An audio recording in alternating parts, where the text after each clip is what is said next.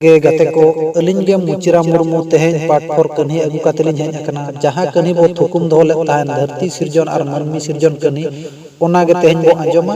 तबे गाते को नोआ कन्ही जुदी बेस बो बुझावा एनखान लाइक शेयर कमेंट और घंटी बटन ओता दो आलोबन हिड़िंगमा तबे एना नोंकान कन्ही जतो खन मांग रेबो आंजोम दाड़ेया तबे गाते को दलाबो कन्ही बो आंजोम लगे डटका हकु खान गे उनी होहो आदेया को आर को कुली केदेया जलापुरी लातार ओत खन हसाम रकाब दाड़ेया उन जोखा डटका हकुई मेन केदा गोसाय उनंग लातार खन हसामኝ रकाबा मेन खान बहेल गिडी खान चेदिन चिकया खान गे देबुन को मेन केदा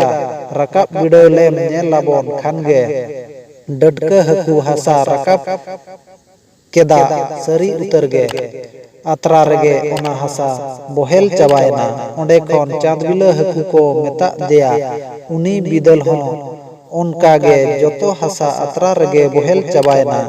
ओंडे खन इचा हकु को मेता देया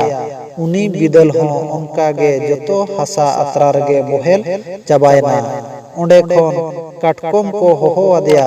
उनी बिदल हो ओनका गे अतरा रेगे बहेल चाबायना मुचाद रे किचुआ राज को होहो आदेया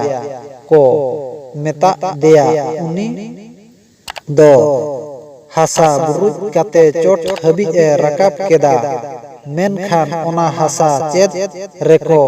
दोहोया खान गे ठाकुर हाड़ामे मेन केदा हापे हरो राजिन होहोआय गे उनिया देया चेतान रे हसा बोन दोहोया हरो राज होहो काते को मेता काना ए हरो राज आमगे धरती पुरीम दिपिल दाड़ेया कथाज उत्तर दक्षिण पूर्व पश्चिम पुनिया पुन कोणरे पुनिया काटा दोहो काते ओबर थिरु में सोनेर सिकड़ीते आमा काटाñ तोल का आमा देया चेतान रे सोना थरी दोहो काते ओनारे किचुआ राज हसा बोन रकाब होचोया ओनका मेन काते ठाकुर हाड़ाम सोनेर सिकड़ी अगु काते हरो राज पुनिया काटारे तोल केदे याय दा भितिर रे उन जोखा हरो राज मेन केदा गोसाय इनमा सोनेर सिकड़ी ते तोलिन कान कथा धरती हमाल बन सहाव दाड़ेया खान चेदिन चिकया खान गे